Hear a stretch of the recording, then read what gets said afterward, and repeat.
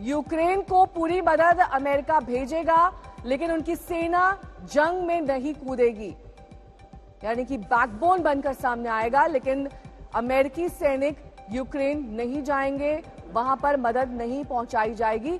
सीधे तौर पर यूक्रेन को हम मदद देते रहेंगे। ये आर्थिक मदद जिसका कल ऐलान जो बाइडेन की ओर से किया गया, यूक्रेन को $1 अरब की आर्थिक मदद का ऐलान, और साथ ही रूस को मनमानी की बात कहते हुए यहां पर जो बाइडेन।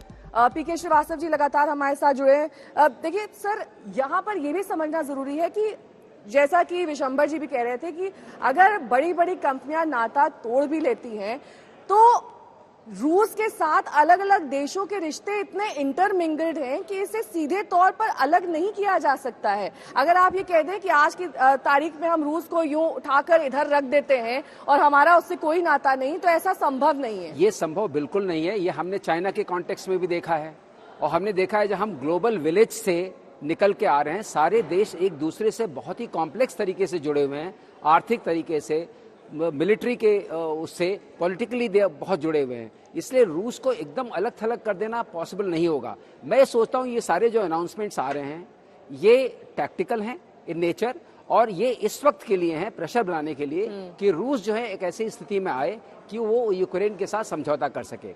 और रूस के पास भी मुझे लगता है कोई चारा नहीं है। अगर रूस ने मिलिट्री ऑपरेशंस को वीकन आउट कर दिया तो रूस को फिर उनकी ही बात माननी पड़ेगी। तो रूस का जो प्राइमरी ऑब्जेक्टिव था कि आप नाटो के सदस्य मत बनिए, उसके बनने से आपको कोई ऐसी सुरक्षा की स्थिति नहीं होगी, वो रूस साबित करना चाहता है यूक्रेन के लिए। अब मैं समझता हूं यहां पर बहुत बड़ा रोल जो होगा वो राष्ट्रपति ज़ेलेंस्की का होगा कि वो अपनी लीडरशिप अपने यूक्रेनियंस के लिए दिखाएं। उनको ये समझ में आना चाहिए कि जो भी आपको सहायता मिल रही है उसको ऑन ग्राउंड आने में बहुत टाइम लगेगा, और तब तक ये वॉर चल रही है।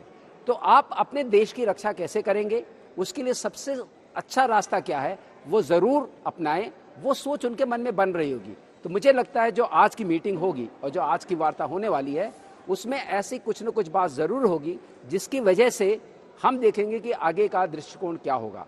और अगर वहां पर समझौता नहीं होता है तो मैं ये मान के नहीं चलूंगा, मुझे लगेगा कि वॉर की जो इंटेंसिटी है वो पुतिन और बढ़ाएंगे, वो और बढ़ेगी। विशंबर जी, वॉर की इंटेंसिटी बढ़ेगी आज की वार्ता के बाद, या कहीं ना कहीं हम किसी निष्कर्ष पर निकल पाएंगे, या फिर हम ये देखेंगे कि जैसा आपने कहा था टैक्टिक्स में बदलाव होगा? क्या होगा?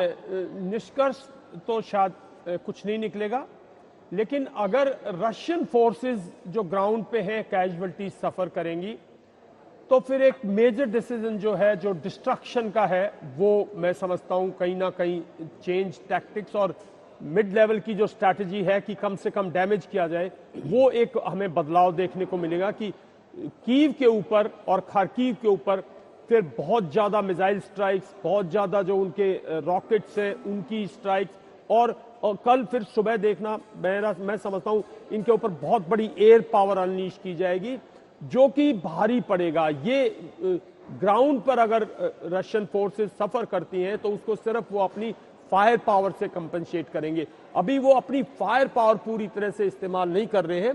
तो ये जो बदलाव आएगा, ये बदलाव आपको कल देखने को मिलेगा।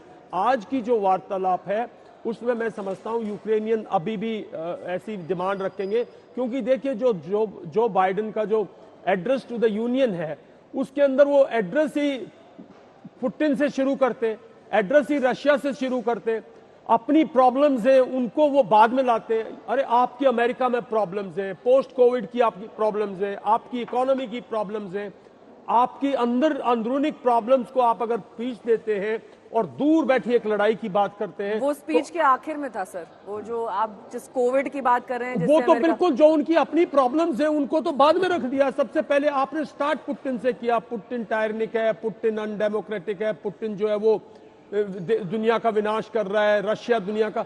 अगर आप यहां से स्टार्ट करते हो तो आप यूक्रेन में कितना घी दे रहे हैं उसको, कितने फ्यूल दे रहे हैं उसको लड़ने के लिए, तो बहुत मोटिवेटिंग है उनके लिए। ठीक है।